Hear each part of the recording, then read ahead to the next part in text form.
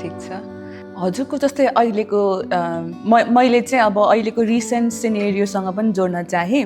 जस्तै तत्कालको टाइममा यो यो टिनेजर्सहरू एडोलसेन्सको टाइममा चाहिँ बच्चाहरू या भाइ-बहिनीहरू, हाम्रो भाइ-बहिनीहरू उहाँहरू चाहिँ अब यसमा एकदम हात काट्ने ओर्ने यस्तो गर्नुहुन्छ नि होइन।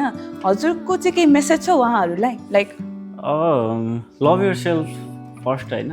सुरुमा त यदि मलाई आफ्नै माया मलाई लाग्दैन भने म अरूलाई कसरी माया गर्न सक्छु होइन।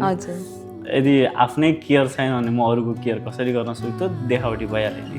पहिला त अलिकति मच्योर्ड हुँदैनौँ हामी सुरुमा होइन। त्यो अलिकति अब्सर्ड टक लाग्छ, अरूको कुराहरू सुन्दाखेरि यस्तो हुनुपर्छ त्यस्तो हुनुपर्छ भनेर सुन्दाखेरि। तर त्यो इभेन्चुअली हुने त्यही नै हो। अलिकति आफ्नो पर्सनालिटी बनाउनु पऱ्यो पहिला होइन। त्यो विथआउट पर्सनालिटी अनि त्यो विथआउट त्यो कम्युनिकेसन होइन, मेन की फ्याक्टर भनेको त तिनै कुराहरू हुन् होइन। त्यो बिना त न तपाईँले कसैलाई आफू यस्तो हो भनेर चिनाउन सक्नुहुन्छ, न उसको मनमा चाहिँ आफ्नो ठाउँ बनाउन सक्नुहुन्छ। त्यो बनाइसकेपछि तपाईँले त्यो सबै गर्नुपर्ने जरुरतै हुँदैन जस्तो लाग्छ मलाई चाहिँ। र त्यो फुलिसनेस